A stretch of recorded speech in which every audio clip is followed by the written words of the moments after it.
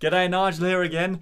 We're looking at the tune St. Thomas, and hopefully you've already worked through the lesson where you've learned the melody. In this lesson I want to start talking about improvising over this tune. Now, there's tons to talk about with improvising over this jazz standard St. Thomas, but you know, the good thing is you can actually start very, very simply with this tune. And that's what we're going to do in this lesson. We're actually going to look at just the first section of the melody. So in your music, that's figure A.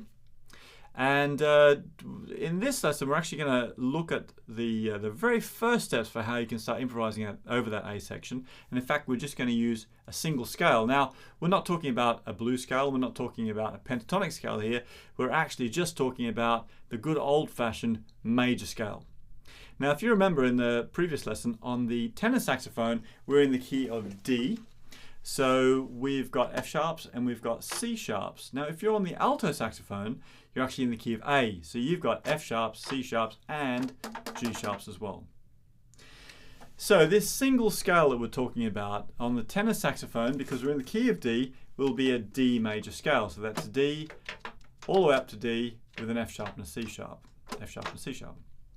If you're on the alto saxophone, then it's A major scale from A all the way to A, but with a F sharp, C sharp, okay, and a C sharp. So A, B, C sharp, D, E, F sharp, G sharp, A.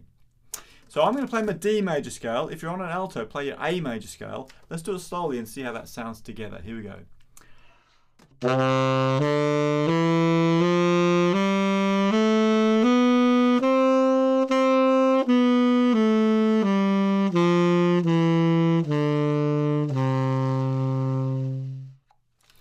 Okay, so most of you should be familiar with those scales anyway, because they're quite easy scales. If you're not really familiar with them, then just pause the lesson for a second and run through those a couple of times, get them on your fingers. It's very important for what we're going to talk about in this lesson. Okay, all right, cool. So in this first section of the tune St. Thomas, if you notice from the chart, there's quite a lot of chords going on here. However, the nice thing is we can actually use this single scale to play over all of those chords, and it will 100% definitely work. Later on, we can talk about in another lesson how we can look at the individual chords and get a few extra colors in our melody, and that'll be great. But for now, let's just focus on practicing making up melodies and using our creativity to create some rhythms as well, but just stick to a single scale. It makes it easier. So I'll tell you what, just to show you, I've made a little practice track for this lesson, which is practice track number 1, and all that is the first section around and around 8 times. I'm going to pop that on now, and I'm going to play through that scale, so D major on the tenor, A major on the alto, just to show you how that scale fits over those chords. Have a listen to this.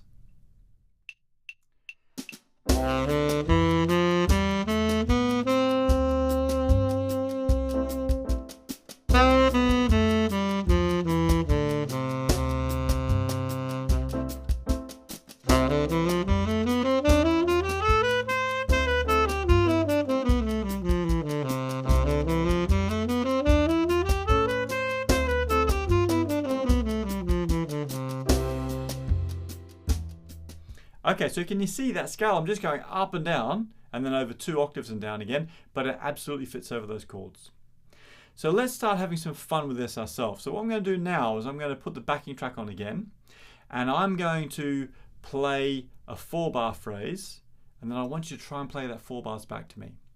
Now we go through this 8-bar section 8 times in total. So I'm going to 8 times I'm going to play a 4-bar phrase, and you get an opportunity to play it back to me.